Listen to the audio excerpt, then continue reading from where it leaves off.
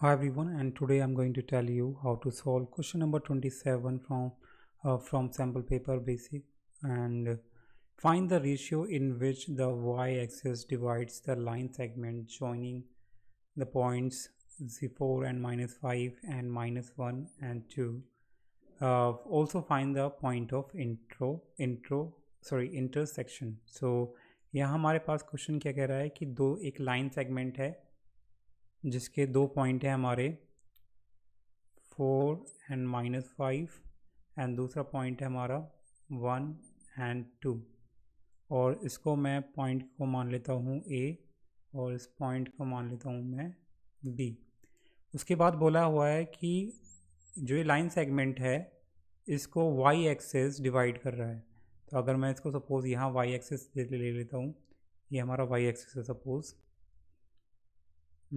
तो इसके लिए मैं हाँ, तो अगर इनमें से मैं इसको ले लेता हूँ एक लाइन को y एक्सेस, ठीक है। तो y एक्सेस पे हमारे जो पॉइंट होंगे वो कैसे होंगे, y एक्सेस पे जो हमारे पॉइंट होंगे वो कैसे होंगे, 0 और y की फॉर्म में होंगे। जीरो x की वैल्यू 0 होगी और y की वैल्यू कुछ भी हो सकती है। तो ये y एक्सेस लाइन है, ये जो ये पॉइंट ऑफ इंटरसेक्शन है ये भी y एक्सेस पे लाई कर रहा होगा, यानी कि जो पॉइंट ऑफ इंटरसेक्शन होगा वो हमारा 0 एंड y होगा, ठीक है। इसको मैं P मान लेता हूँ। तो हमें पहले रेशियो फाइंड करना है, उसके बाद पॉइंट ऑफ इंटरसेक्शन भी फाइंड करना है। तो इसको मैं K मान लेता हूँ और इसको 1 मान लेता हूँ। मैं लेट कर लेता हूँ कि जो ये P पॉइंट है A और B को K:1 रेशियो में डिवाइड कर रहा है। तो कैसे लेट करेंगे, let AP is to B ratio, तो A is to B, AP is to PB, B K:1 ratio, ठीक है। तो ये मैंने लेट कर लिया। तो इनके जो इसका फॉर्मूला हम क्या यूज़ करते हैं पॉइंट फाइंड करने के लिए, ये वाला।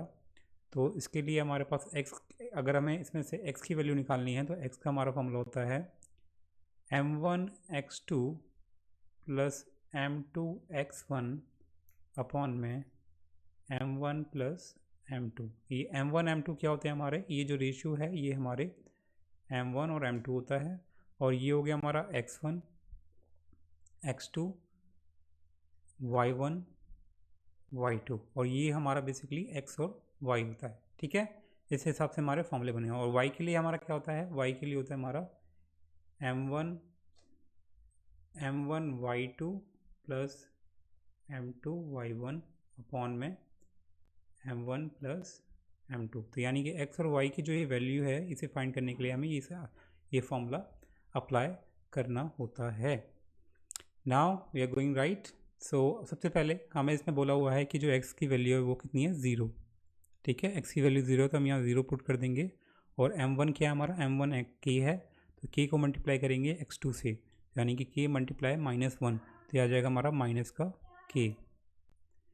और वहीं दूसरी तरफ जो m2 है, m2 को मल्टीप्लाई करना है m1 से, तो k 1 को मल्टीप्लाई करना है 4 से, तो आ जाएगा हमारा 4। और m1 प्लस m2 यानी कि k प्लस 1 हो जाएगा, ठीक है।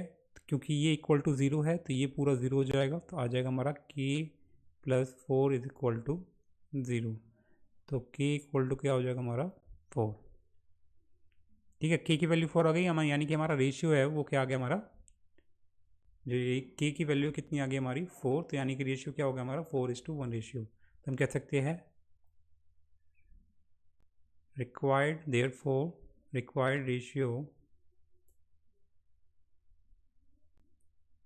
इज़ 4:1, ठीक है।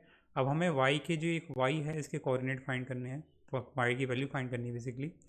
तो y की वैल्यू कैसे फाइंड करेंगे, बेसिकली हमें क्वेश्चन में फाइंड करना है पॉइंट ऑफ इंटरसेक्शन, जिसमें 0 x की वैल्यू तो 0 है लेकिन y की वैल्यू हमें फाइंड करनी पड़ेगी। तो उसके लिए हमें ये वाला ही फॉर्मूला अप्लाई करना होगा। तो y हमें रेशियो पता चल गया है कि m1 हमारा 4 है, तो हम पुट कर देंगे, ठीक है।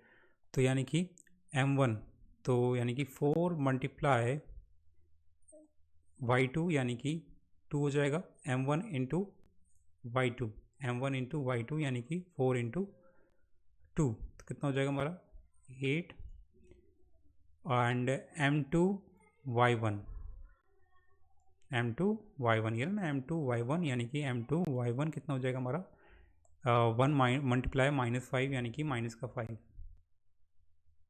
अपॉन में m1 + m2 यानी कि 4 + 1 तो ये आ जाएगा हमारा 3 अपॉन में 5 y की वैल्यू। तो हम कह सकते हैं देयरफॉर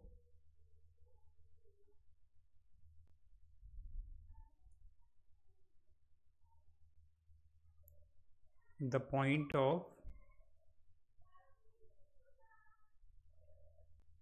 intersection